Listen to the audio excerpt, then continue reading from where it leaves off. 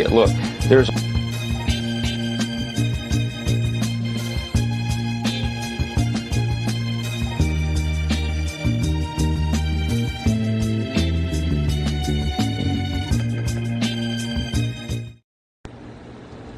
I have no idea. Look, there's all sorts of hyperbole tonight and just this fantastical, these hypotheticals they've made up. Future presidents are going to turn into assassins and all the rest. It's madness. Listen, remember this. The president and the vice president are the only two offices in our constitutional system that are elected by all the people. No one who is elected to that office is going to be prone to this kind of crazy criminal activity. What the court is saying here follows common sense and, of course, our Constitution as well. You have to have the president with the ability to make difficult decisions hourly, daily, and not be worried about rogue prosecutors going after them at some point in the future. I mean, the president can't operate if he has that kind of sword of Damocles hanging over his head. And that's very simply what the court ruled today. It should have been 9-0. It was only 6-3. And the liberal justices are playing along with the charade. You know, if any other country in the world expanded executive immunity to protect an executive from criminal acts, decriminalized insurrection even as they tried to violently prevent a peaceful transfer of power, legalized bribery so billionaires could bribe politicians for their own personal well-being, let corporations pollute as they will for their personal profit, climate science be damned, criminalize homelessness to expand the prison industrial complex and ensure that low-income people spend time in jail making billionaires more money, and tell women they have to die rather than get the basic abortion care they need to live. We would call that country a banana republic. But here in the United States, we call that Supreme Court precedence. Evil wears a top hat, and it has tap shoes and a cape, and it's on stage, and it's hollering, and goodness is always backstage, sort of waving. But it takes up all the energy because it is nothing. It gotta have a costume. It's gotta be loud. It's gotta be bloody. Are you gonna do a double take or not? Will you do a double take if there's blood running? Welcome to the National Newspaper Publishers Association's Let It Be Known. And yeah, that Speaker Mike Johnson and a whole lot of nonsense. Lots of news this morning. We're going to also talk about a little good news, some good news. I won't call it little, but some good news. 200 children were rescued from a human trafficking ring in Georgia. We'll have a special guest on this morning to talk about that particular topic. But the fallout of Donald Trump and his goons of the Supreme Court continues. But look, Rudy Giuliani was disbarred. Steve Bannon went to prison. I mean, we can run down the list of Trump's associates, as someone said, the Trump crime family. And folks are still concerned about an 81-year-old man who really has gotten the job done. We'll talk about all of that this morning. The Trump effect again, Manhattan prosecutor and the judge have decided to put off his July 11th sentencing because of the Supreme Court decision. And the Supreme Court certainly has greenlit this, and you best believe Trump is already signaling that he will act immediately. He called for a military tribunal against Liz Cheney for treason. Now, remember, he said that he is going to exact revenge. He was going to send SEAL Team 6. He could send SEAL Team 6 to kill his political rivals. He is also, again, doubling down on his calls for the prosecutions of President Biden, Vice President Harris, Obama, others. Everybody is in trouble if this man gets his way in November. But first, folks, yesterday we had a law professor on from Syracuse University, whom many said seemed to downplay the significance of the Supreme Court's decision on Trump's immunity. At the very least, the professor appeared to have been trying hard to be politically correct. Let it be known, his opinion turns out to be among a very small minority. A swarm of historians and legal experts have warned that the Supreme Court's presidential immunity ruling only has opened the door to dangerous abuses of power, and it strikes against the foundation of American principles of accountability under the law. Michael Waldman, for instance, who is the president of the Brennan Center for Justice and author of several books about the country's legal landscape, said there are reasons to be nervous when it comes to the prosecution of a former president, and some standards would make sense. But here, though, the court has issued an instruction manual for law breaking presidents. Waldman went on to say that make sure you conspire only with other government employees, and you'll never be held accountable. Presidential historian and author Michael Beschloff, he was among those who referred to the idea that the decision cut against the intent of the nation's founders. He says, thanks to the Supreme Court, presidents in future will have access to far more unaccountable power than they ever had in American history. He posted on social media that founders wanted a president, not a king. Historian and author Garrett Graff, who wrote a book on Watergate, brought up the infamous quote from President Nixon that if a president does it, that means it's not illegal, and said nobody had believed it was true. All of American history argues the opposite. And yet, that's exactly what the Supreme Court agreed. The entire test of Watergate was no one is above the law. Well, today, the Supreme Court has made it clear that one man is above the law. Asa Hutchinson, the former Arkansas governor, now this is a Republican. He said the Supreme Court gave presidents greater control of the Justice Department. That's because the decision says in quote official act that gets immunity includes threatening to fire the attorney general if he does not take an action. He says, I can only imagine how this may be abused. And of course, Alex Padilla, who's a Democrat, said the decision afforded future presidents carte blanche to abuse the powers of their office for political and personal gain and laid the foundation for Trump to have absolute authority in a potential second term. Well, folks, here at Let It Be Known, we just wanted this to be clear that this is a 5 alarm fire. Now, some might say, why didn't you have the other legal experts on your program? Well, folks, it's one of the realities of the Black press, one of the challenges. We owe you, our viewers, our readers, our subscribers, nothing short of the truth. We owe you what the Black press has traditionally been about, which is bringing you the best information and news without fear or favor.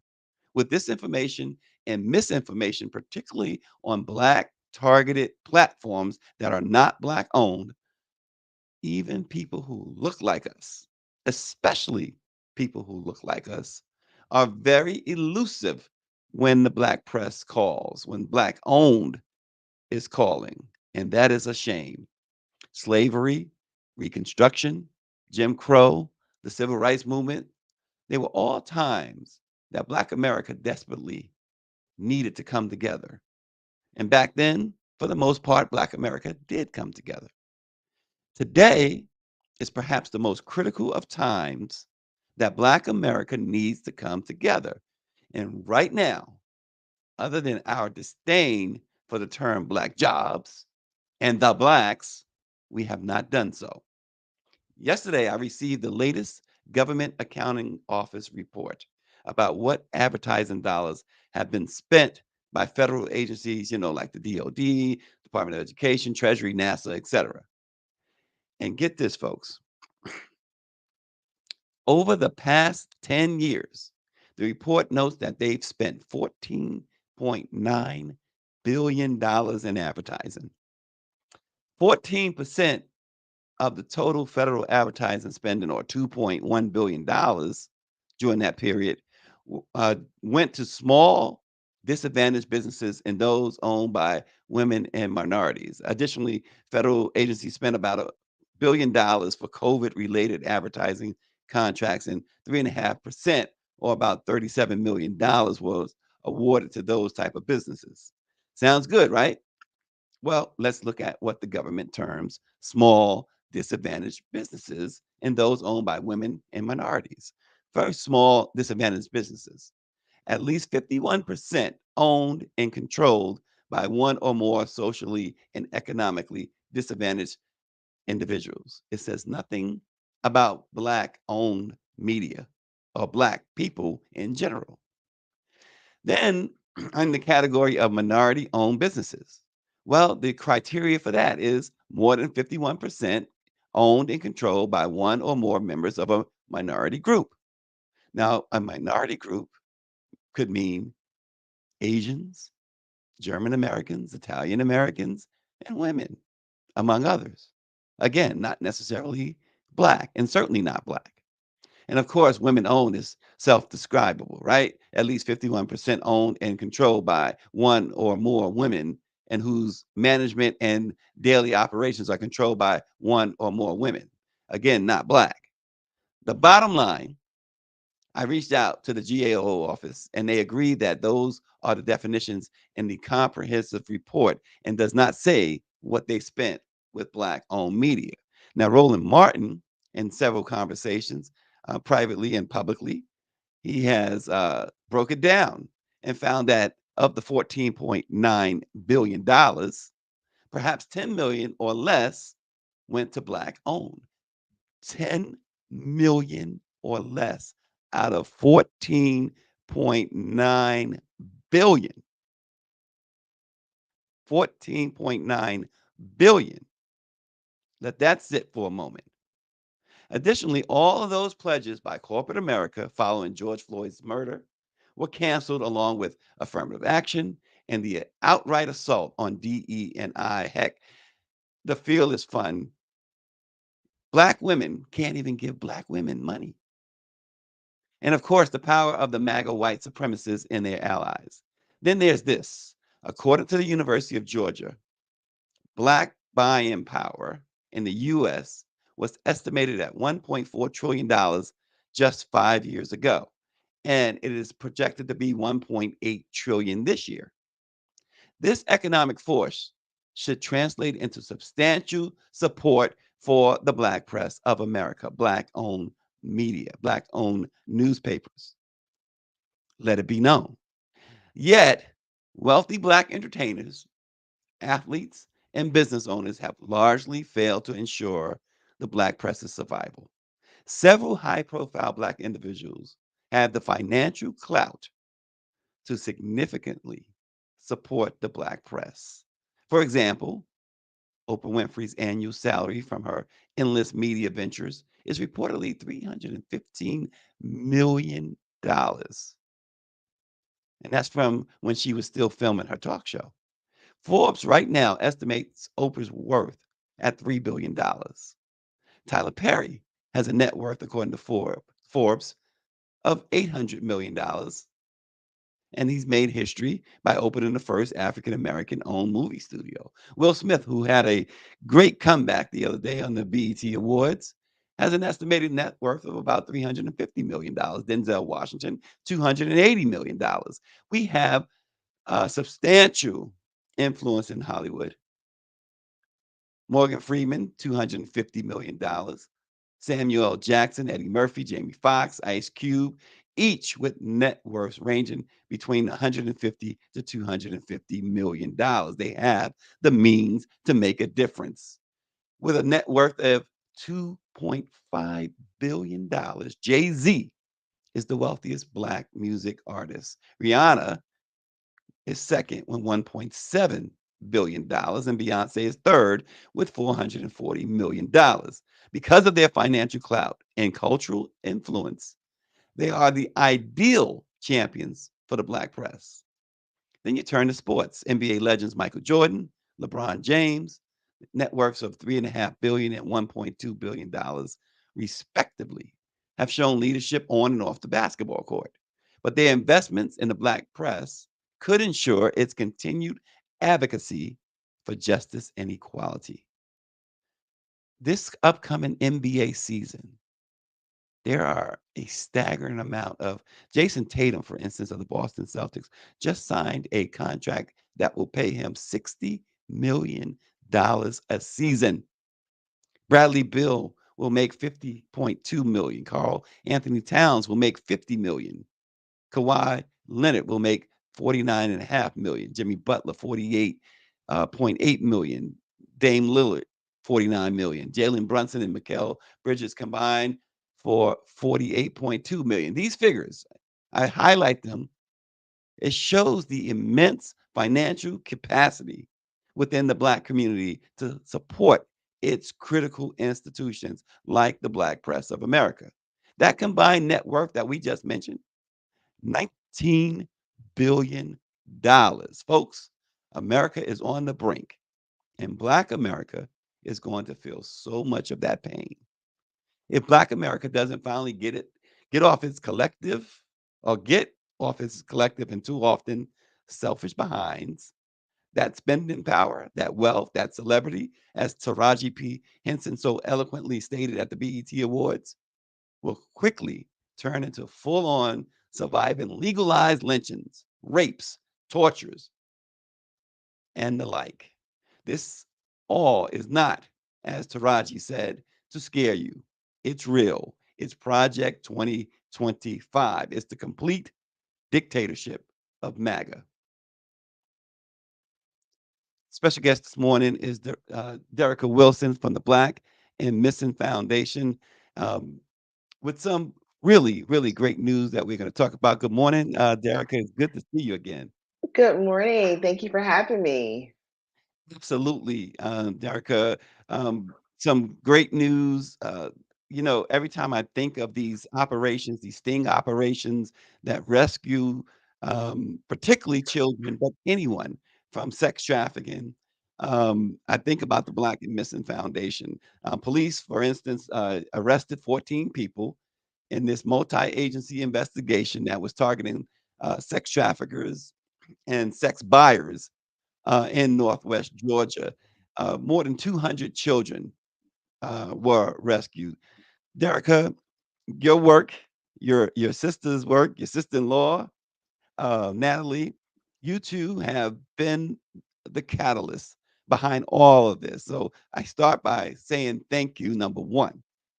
Um, Thank you so much. We really appreciate you. well, Derica, when you see news like this, it has to warm your heart. But what else can be done? I know that there's more can be done. There, those 200 kids that were rescued, I'm sure there are so much more out there crying out to be rescued. There are so many children that are missing. Human trafficking, it's hidden in plain sight. And we just need our community to be vigilant. But let me just take a step back. I just want to applaud law enforcement for their efforts. There were two operations, actually. The 14 predators were arrested in Georgia, but the 200 kids that were rescued, that was another part of an operation in in Miami, Florida. So there's two operations going on simultaneously. We know that there's others that are happening, but we just need our community to be vigilant. If they see something, say something. And understanding that children, they can't solicit to sex. You know, it's rape, it's trafficking, and we have to take a stand in our community because there are so many children that are missing. Derica, I know that when I have spoken with you and Natalie in the past, and certainly, folks, you could still check out their amazing documentary on HBO that they did on HBO, that they actually won an award for, at least nominated. But I think you won, right? We've won several awards for Black and Missing, so thank you for acknowledging that. Yeah, absolutely. But when I've spoken with you, um, one of the biggest problems was what happens when a child goes missing, how authorities react initially, and how the media just ignores certain ones. Let's talk about that. Has that improved at all from what you've seen? You know, I think that we're starting to take a turn. There are still barriers out there. You know, when children are reported missing in the Black and Brown community, they're often labeled as runaways, and runaways are not receiving that alert, the Amber Alert. They're not receiving the media coverage, the law enforcement resources. And if they're not receiving this, then the community cannot come to aid because they're unaware, right? But what we are seeing and what we're doing, we're working with lawmakers across the country to create alerts, because we're not asking for more, we're asking for the same resources.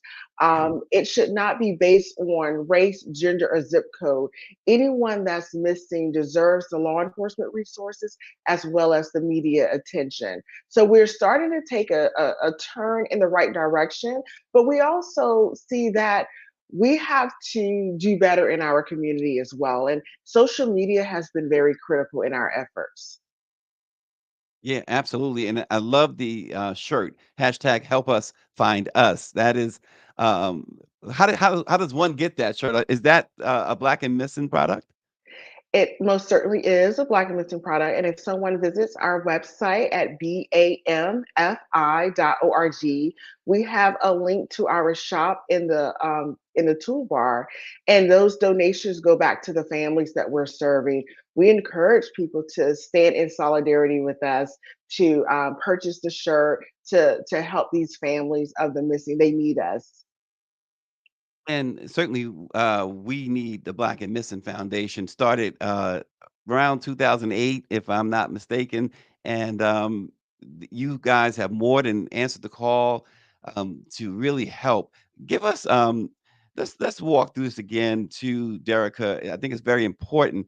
Um, the responsibility or the actions, I should say, not responsibility, but the actions that a parent or a loved one should take the moment they find that their child or someone they love is missing. The first thing a family should do is immediately report it to law enforcement. That's the first step. Reach out to the Black and Missing Foundation. We actually have on our website where families can upload their loved ones to our website. We will create a flyer for them. So often families are taking matters into their own hands and they're creating flyers and putting their personal information out there. And in addition to looking for their loved one, they're also getting those scam and ransom calls. So we want to help mitigate those issues. So by reaching out to us, we can help. We're going to help spread the word. We're going to work hand in hand with law enforcement. We understand that there is a lack of trust when it comes to our community and law enforcement. So we get tips when they don't even get the tips, law enforcement. So we share that and we utilize our media partnerships such as Black News. You guys have been amazing to us, and utilizing social media to help apply pressure to law enforcement. So Natalie and I, we've created this strategy and how we really mobilize, and media really is the answer to help bring exposure, but also apply pressure to law enforcement and notifying the public that someone is missing from our community. And again, I know one of the issues too, and there's so many examples of this, but ki- kids of color, people of color, don't get that media attention. Are we seeing certainly with the again the great documentary, folks? If you haven't seen it, you have to see the documentary about the Black and Missing Foundation, Derek and Natalie, on HBO. Derek, certainly, have we seen a an advancement in how or an improvement, I should say, in how media covers Black and Missing? We've created amazing partnerships with local and national media outlets. The Black News has been very instrumental in this movement. We also had to sit down and think about how can we tell our own stories. So Natalie and I, we actually launched our own production company, Bamfi Enterprises. We can't always sit down and wait on someone to cover our stories. It's important for us to tell our stories. These families, they need it, they deserve it. And we want to make sure that we are providing that hope and we're telling the stories in a manner in which it should be told. We have made great strides, even with the partnerships like you have on the screen. We partnered with Traffic Sales and Profit (TSP) because we want to make sure that our missing they're coming home. So in August 1st, we're launching our BAM5 TSP reward fund for families. Because it's important. We know that someone out there knows something. We just need that one person to come forward to help us find us. Yeah, and David Youngblood wants to know, Derica, how did you become involved in this effort? So there was a young woman that went missing from my hometown in 2004 by the name of Tamika Houston. And when we heard her story, it really hit home. Tamika looked like my daughter. She looked like my nieces. And if it was one of my family members, I would want that same help from the community. So we saw that our aunt was struggling, who was also a media executive, and she could not get coverage. Months later, Natalie Holloway went missing, and saying her name alone, we all know her story. So Natalie and I started doing some research to see if this really was an issue that was impacting our community. And when we started the organization in 2008, there were 30% of missing people were persons of color, and that number has since increased to 40%.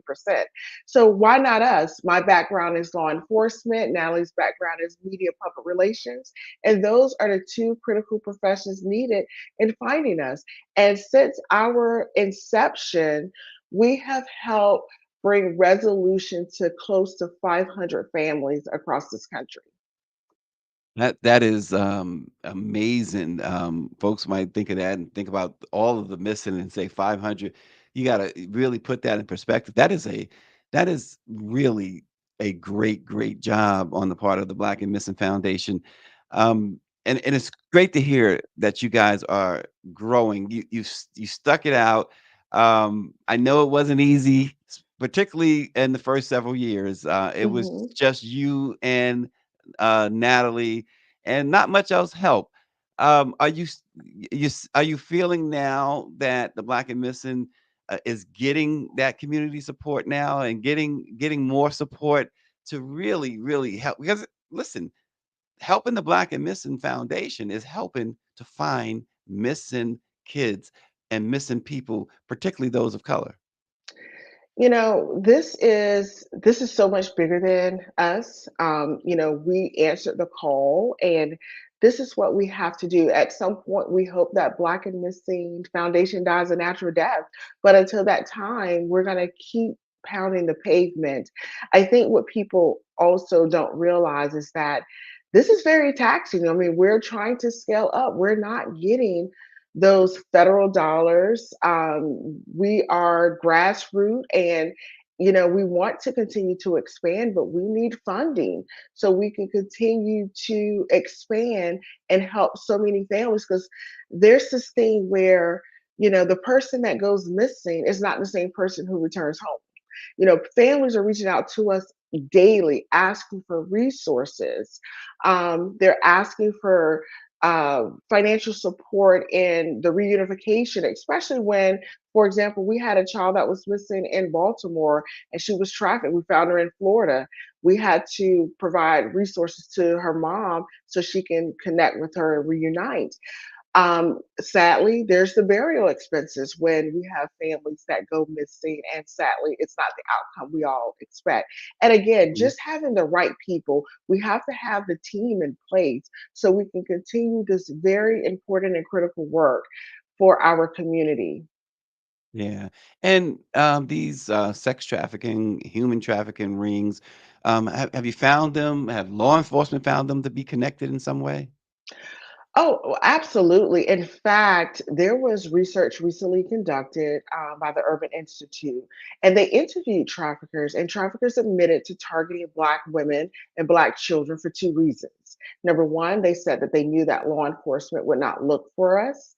And number two, if they were caught, they would get less jail time than if they targeted a Black woman or a Black child. Wow, that is unreal. That here in 2024, that is something that still goes on. But so, Derica, The Power 96 is asking about your website. Is there a phone number or text message system that where folks can report missing Black people? He says. Absolutely. So you can go to our website. It's bamfi.org. It's on my shirt. Want to make sure that everyone can see that. Also, we have an 877 number. It's 1-877-972 uh, 2634. So 877-97-BAM-FI. They can either call our 24-hour hotline to report tips, or they can actually search on our website for the cases and submit tips anonymously there. We don't care who you are. We just want the information that you have that can end the nightmare for the families that we're serving. And I just wanted to really highlight a police department while I'm on the call with you.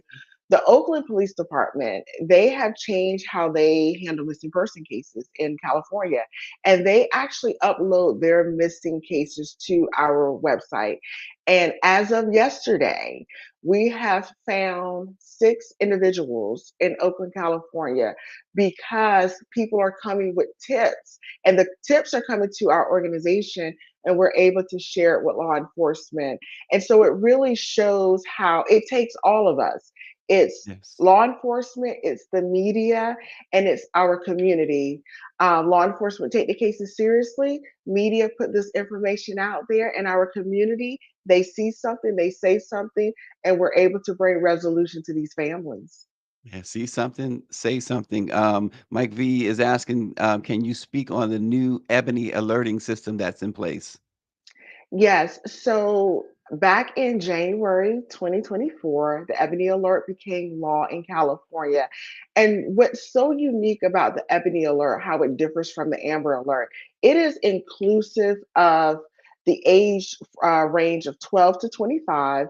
It includes runaways as well as trafficking, because the Amber Alert excludes that.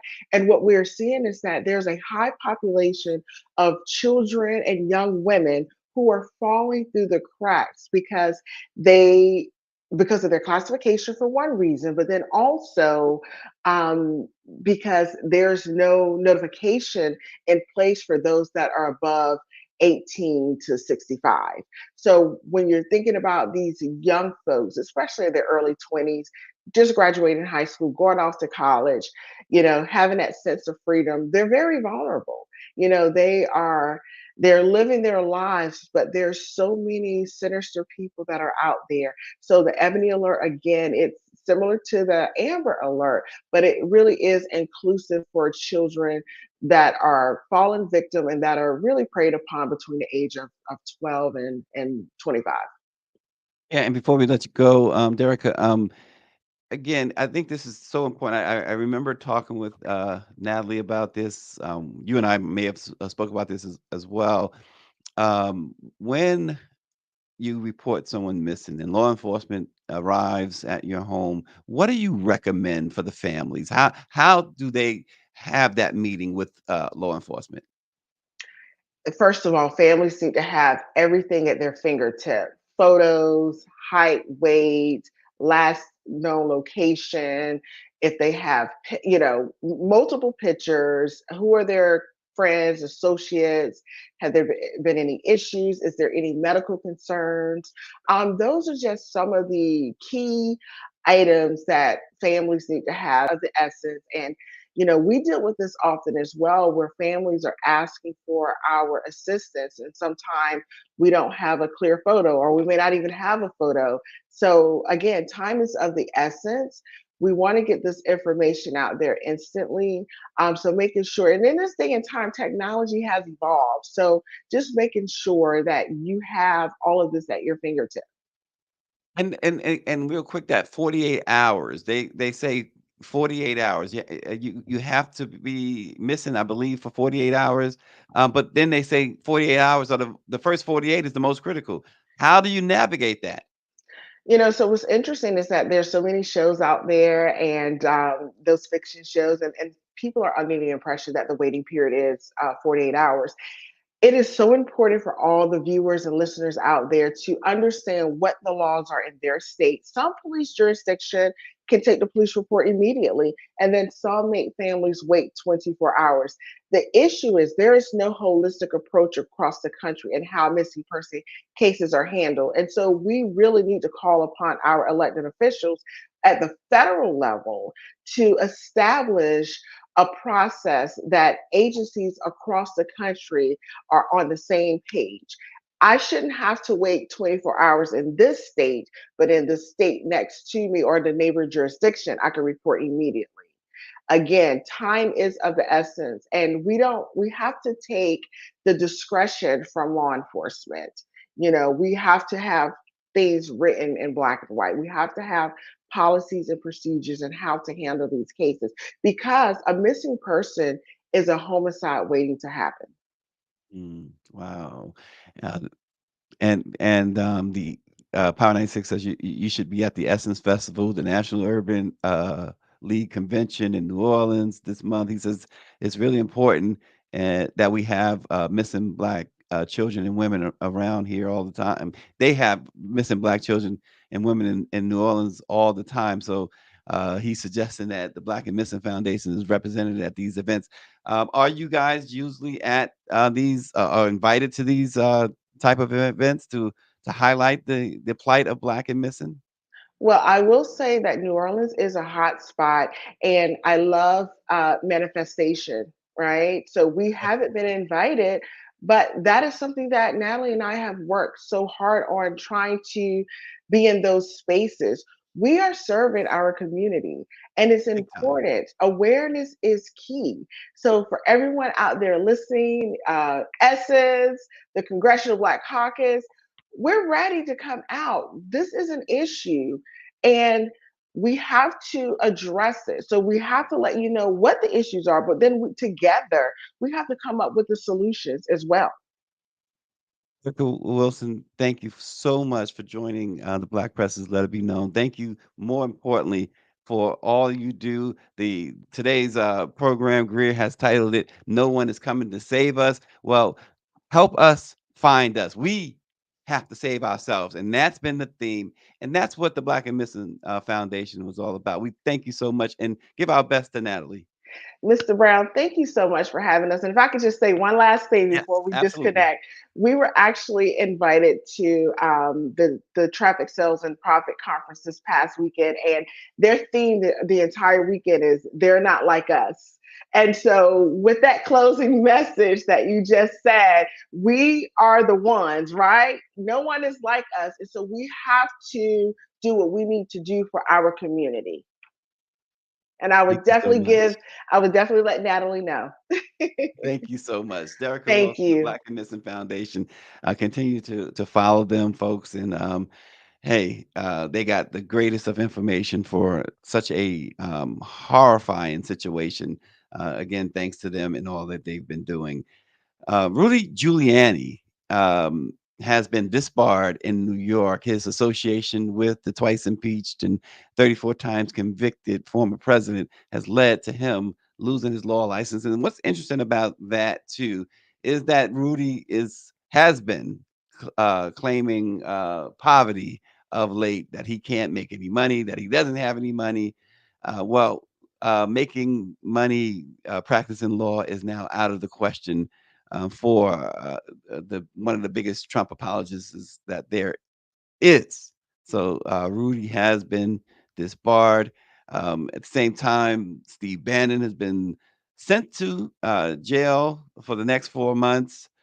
So again, the association, the association with Donald Trump has led to folks losing careers and freedom.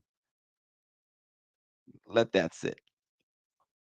And speaking of the former president, Manhattan prosecutors did agree to not to drop, but to delay sentencing, along with the judge of Trump's 34 convictions. It was scheduled for July the 11th, and now they tentatively have planned a hearing for September. Again, that's same time that Judge Chuck in D.C.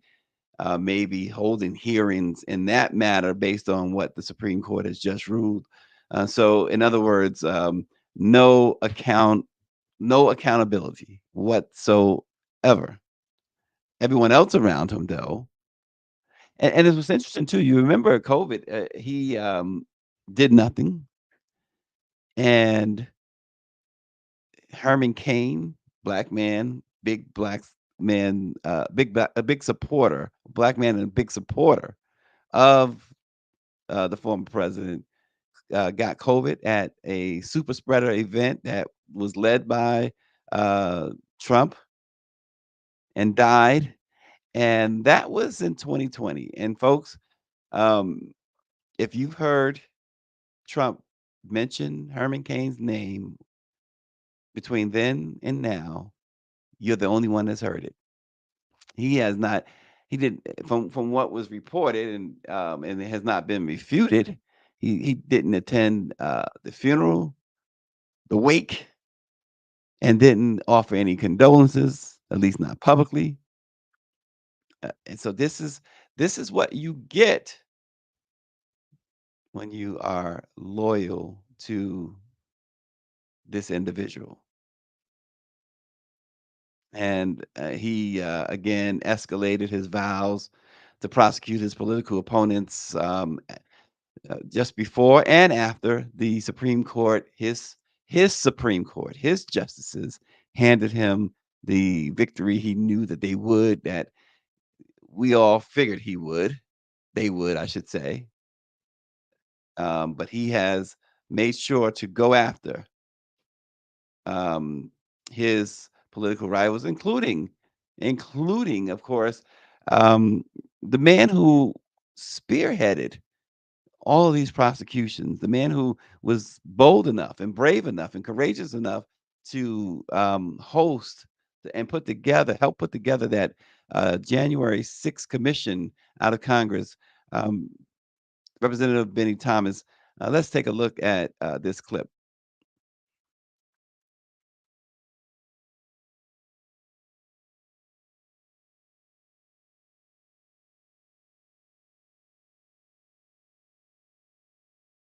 I think we have volume yet.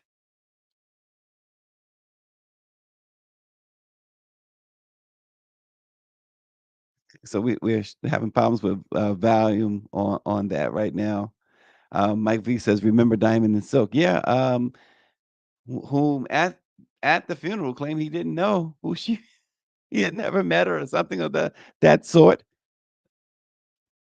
But that is that's the type of loyalty that happens out of that camp.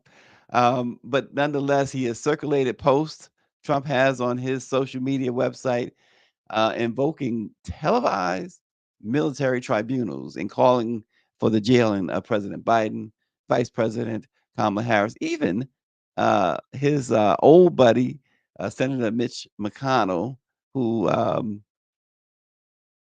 who's just as he's just as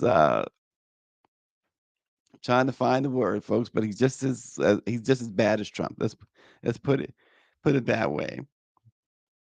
Also on his hit list, apparently, is Chuck Schumer, the Senate Majority Leader, former Vice President Mike Pence. And you remember Mike Pence was the infamously,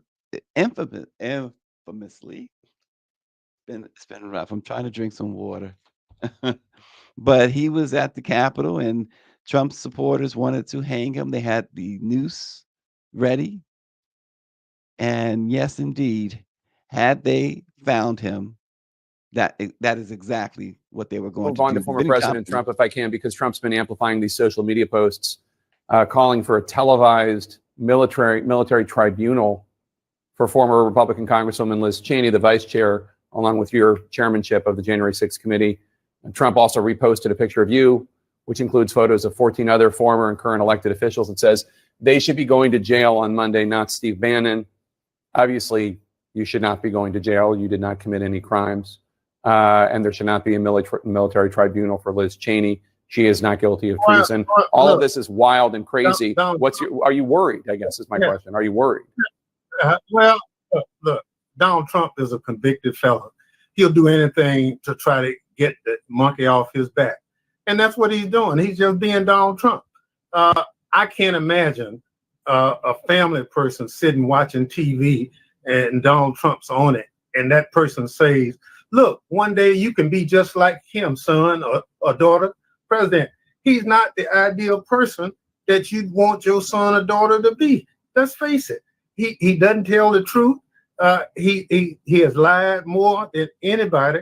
And so for me, a member of Congress from the South, who wouldn't be here had it not been for my fellow government who defended my rights as a person to run for public office, I expect my government to take care of me.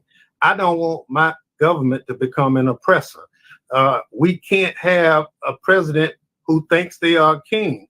He can't be a dictator for a day. He can't get any of that. And so what we have in this person is somebody who basically is not a good person. He will not tell the truth.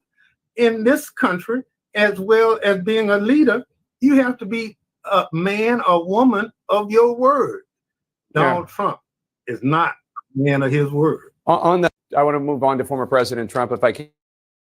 Yeah, it is, of course, Congressman Benny Thompson is a fearless warrior, if you will, but you certainly have every reason to believe that this man is, as he said it, he's seeking retribution.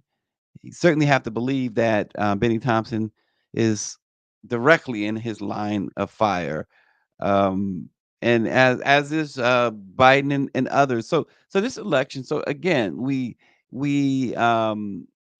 talk so much about how they Trump and his allies, particularly the Heritage Foundation, want an America that looks like you know 1619 America, really. Um, but they are certainly going to go full bore on these individuals that are mentioned on his hit list. Liz Cheney was singled out, as we said at the top. He wants a televised military tribunal there, and he said he's declared her guilty of treason. And that's the other part of this absolute power that he has been, or a president has now been granted by the Supreme Court. Because him declaring her guilty doesn't matter what a court or a jury might think or say. And that is the other, when you start unpeeling all the layers, folks, of that decision.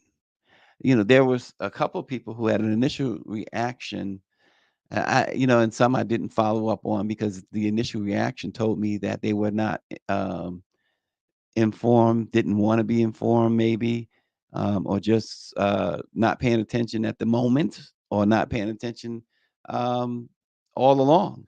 But there was a couple of people who said, "Oh, this is nothing. It doesn't mean anything."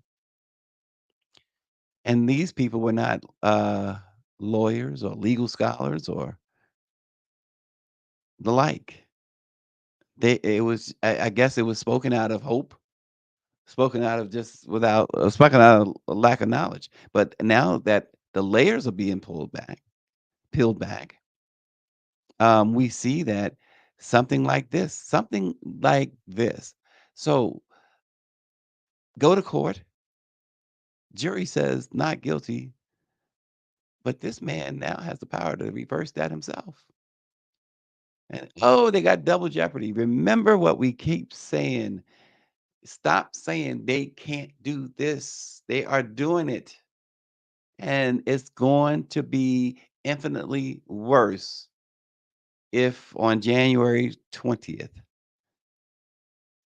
that man is making his way from the U.S. Capitol to the White House. And just think about that. Just think about that. Return to the U.S. Capitol as president after the utter destruction and death from January 6th. Think about that. That's a pretty uh sad, dangerous thing to even contemplate.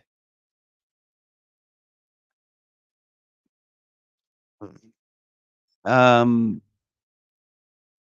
as that was brought out there, in that segment with Benny Thompson, all of those people in those photos, and Trump says they all should be going to jail, not Steve Bannon.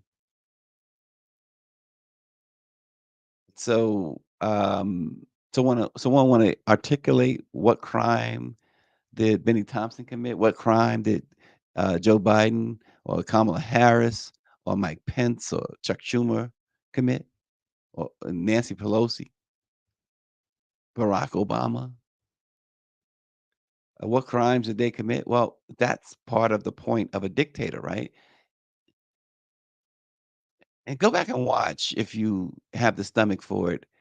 The documentary, it was not a documentary, it was a movie. Forrest Whitaker played Idi Amin. And go back and watch that if you want to really understand what's about to happen in the United States. I mean, obviously, we see from afar Kim Jong Un. We see Putin over there in Russia, um, and other dictators. Yeah, it says President Putin. He's a dictator. He's Trump's idol, of course. But go back and watch that if you want a preview of what's coming um, to the United States January 20th if November goes a certain way.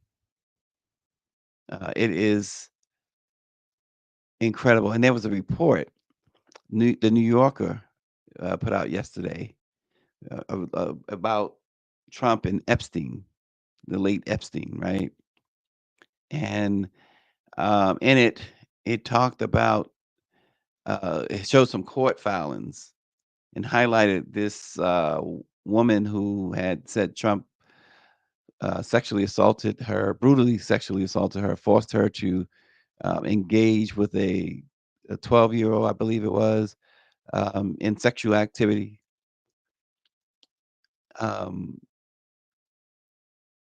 and just think about that. Now, that hasn't been proven in court, but just think about all the other stuff along with that.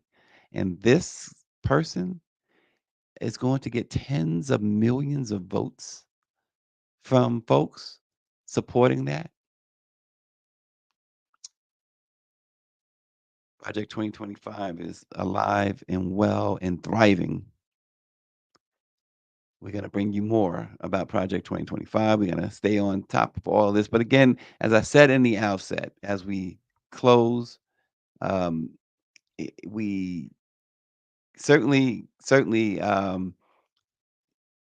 would be wonderful if there was at least a modicum of support from all of these uh, positioned African Americans when it comes to the Black press of America. Um, most, if not all of them, either got their start in the Black press or was first recognized by the Black press.